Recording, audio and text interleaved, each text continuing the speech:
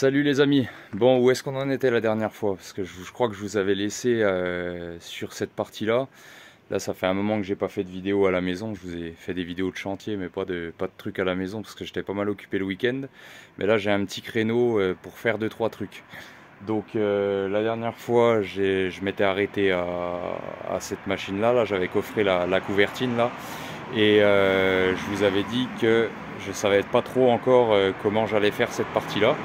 Donc là j'ai réfléchi et du coup hier j'ai trouvé une annonce de quelqu'un qui vendait des couvertines, un fabricant qui fait essentiellement que ça en fait, qui fabrique des couvertines et qui les vend. Et du coup je suis tombé sur cette annonce là et je me suis dit tiens, plutôt que de faire le coffrage et puis ça m'aurait coûté moins cher si tu veux de coffrer, mais déjà j'aurais pas le même rendu, ça serait pas aussi joli. Et puis sinon il aurait fallu que je les fasse préfa, mais alors il fallait refabriquer un moule, etc. Et franchement ça va me faire économiser, mais ça va me faire perdre du temps à mort. Donc là comme ça c'est bien, je les ai achetés, comme ça me permet de pouvoir avancer plus vite. Donc je vais te montrer un petit peu à quoi elles ressemblent. On va aller en bas de mon terrain où je les ai stockés là. J'en ai même profité pour faire pour acheter ceux pour les piliers là, parce que j'ai 3 piliers devant. Parce qu'en fait moi j'en avais fabriqué une, j'avais pris la cote sur les poteaux qui étaient là. Parce que en fait c'était des éléments de poteaux assemblés qui sont assez irréguliers et en fait c'était super large et du coup j'avais pris la cote de mes chapeaux par rapport à ça et j'avais fait des chapeaux de 60 et enfin j'avais fait un chapeau de 60 et j'ai essayé, en fait je l'ai posé dessus et ça faisait vraiment on aurait dit un champignon, le truc, ça faisait vraiment trop large. Donc du coup ce que j'ai fait c'est que j'ai recassé les reliefs sur les poteaux. Et du coup j'ai gagné un petit peu en épaisseur et j'ai pu me permettre d'acheter des chapeaux de 50 par 50.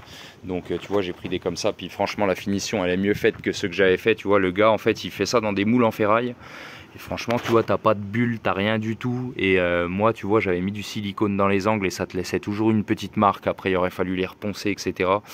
Puis il aurait fallu que j'en refasse encore 2 avec mon moule, donc ça m'aurait fait perdre aussi du temps. Donc j'ai préféré les acheter en même temps vu qu'ils en avaient. Je me suis dit allez on va faire d'une pierre deux coups, on va tout acheter ensemble et puis on va pas se faire chier. Donc j'ai pris les 3 chapeaux de piliers et j'ai acheté aussi les couvertines, donc couvertines de pan tu vois. Donc il m'a dit qu'elles étaient hydrofugées dans la masse et tout, donc non mais ça a l'air d'être de la bonne camelote. En plus tu vois vraiment la finition elle est vraiment top. Donc voilà, je suis allé acheter la colle à carrelage ce matin chez Brico Dépôt. Tiens, je vais te montrer ce que j'ai pris. Le berlingot qui sert à tout faire. Donc j'ai pris de la colle comme ça, tu vois. Colle C2E, colle flex, tu vois. Tout support neuf et rénovation, carrelage parement tout type. Sol et mur intérieur extérieur, ça c'est important. Donc j'ai pris du gris parce que je m'en fous, après ça va être caché par l'enduit. Donc c'était pas la peine de prendre de la blanche. Donc là le sac il était à 16 balles, la blanche il était à 24 euros je crois. Donc tu vois, il y avait une différence de 8 euros, mais c'était pas... Dans mon cas ça me servait à rien. Donc là du coup ce que je vais faire, c'est que je vais préparer du coup un petit peu de colle. Et puis je vais commencer à poser ça et je vous montrerai tout ça une fois que c'est posé. Et tu vois, comme dit Eric le carreleur, quand tu retournes la truelle et que ça tient, c'est que c'est bon.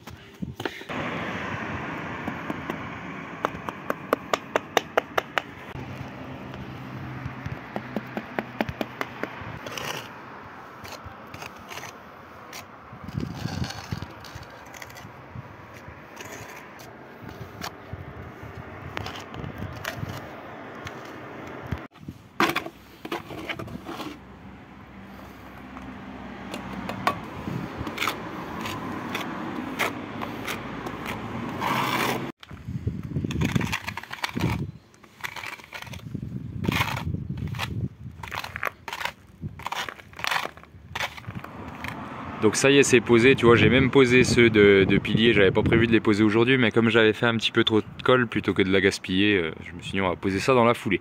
Donc là c'est fait, là il n'y a plus rien à faire. Du coup je suis désolé, je vous ai pas montré la pose des tablettes, mais c'était un peu la galère parce que la colle elle tirait super vite.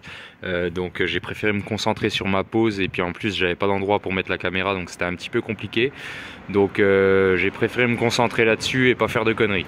Mais bon, il n'y avait rien de bien sorcier. fait, de toute façon ce que j'ai fait là, je suis venu faire un double encollage, donc c'est-à-dire que j'ai encollé ma pièce, j'ai encollé la rase et ensuite je suis venu les poser. C'était un peu lourd quand même, elles font 40 kg pièce les machines, donc c'était un peu galère au-dessus de l'escabeau. Mais voilà, donc c'était ça la partie la plus galère. Puis après, là j'ai mis des coins de ce côté-là en fait, parce que si tu veux, j'ai un débord beaucoup plus important de ce côté-là que de l'autre côté. Parce que en fait à la base, si tu veux, le mur en dessous c'est un mur de 15, mais comme il a été enduit de ce côté là et de l'autre côté, ben, en fait il faisait je sais pas moi, peut-être 18-19, tu vois. Et du coup moi j'ai recoffré mon arase dans l'alignement de l'enduit et du coup je me retrouvais en bas avec un mur de 18-19, et plutôt que de monter de l'agglo de 20 et d'avoir un petit débord à l'extérieur, j'ai préféré monter de l'agglo de 15, tu vois, qui est aligné avec l'extérieur. Et du coup c'est ça qui fait que tu vois que mon mur là il est pas aligné avec celui du bas, et du coup j'ai un débord plus important de ce côté là, et que du coup je vais être obligé de recombler ce vide là quoi. Donc en fait c'est pour ça que j'ai mis des coins, parce que si tu veux, comme il y avait plus de poids de ce côté là, elles avaient tendance à descendre comme ça, donc il a fallu que je cale pour être bien de niveau. Mais sinon à part ça, ça va, c'était pas trop compliqué. J'ai même pas mis de ficelle parce que comme mon arase était droite, je me suis contenté de mesurer et puis je les ai alignés à la règle et puis voilà quoi. Donc là même mode opératoire, tu vois, on a des coins à l'intérieur, donc c'est pas trop mal. Les piliers ils sont alignés aussi à la règle, donc voilà. Tiens, je vais te faire voir l'autre côté. Donc voilà, c'est pas mal. Tu vois là il me restera plus que les joints de tablette à faire, mais là je sais pas trop ce que je vais prendre comme produit, mais j'ai le temps de réfléchir parce que de toute façon j'ai d'autres trucs à faire là. Il va falloir faire un gopti là-dessus, de l'autre côté aussi, il va falloir refaire les poteaux et tout ça, donc j'ai de quoi m'occuper, j'ai le temps d'y penser. Là tiens, j'ai aussi repris ces machins là parce qu'en fait comme je t'expliquais en début de vidéo, tu sais, ça c'est les éléments, c'était pas comme ça là-bas si tu veux. Là je les ai recassés, je les ai tout retaillés au burin plat là, histoire d'avoir d'enlever les grosses bosses, parce que sinon comme je te disais ça me faisait vraiment des poteaux trop larges, et puis après j'aurais dû mettre un chapeau de 60 au dessus. Tiens, il est là d'ailleurs, le chapeau qui est juste là, et du coup esthétiquement ça faisait pas top, tu sais. Ça aurait été sur un gros mur de clôture énorme, ça l'aurait peut-être fait, mais là c'est trop petit pour mettre des gros poteaux comme ça. Donc du coup c'est pour ça que je les ai retaillés. Et puis mais le problème c'est que comme je les ai retaillés à des endroits, bah, ça a tout éclaté les machins, donc il a fallu que je reprenne ça.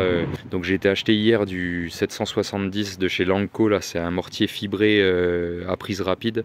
Donc ça va bien, parce que quand tu as des grosses épaisseurs comme ça, ça te permet de dresser ton truc et ça se casse pas la gueule, donc c'est pas mal. Donc j'ai mis ça un peu partout, j'ai fait 2-3 rustines, tu vois, j'en ai refait une là-haut parce que pareil c'était éclaté. Tu vois, j'ai repris un peu tout ce qui n'allait pas. Donc maintenant c'est fini pour la partie couvertine et retouche.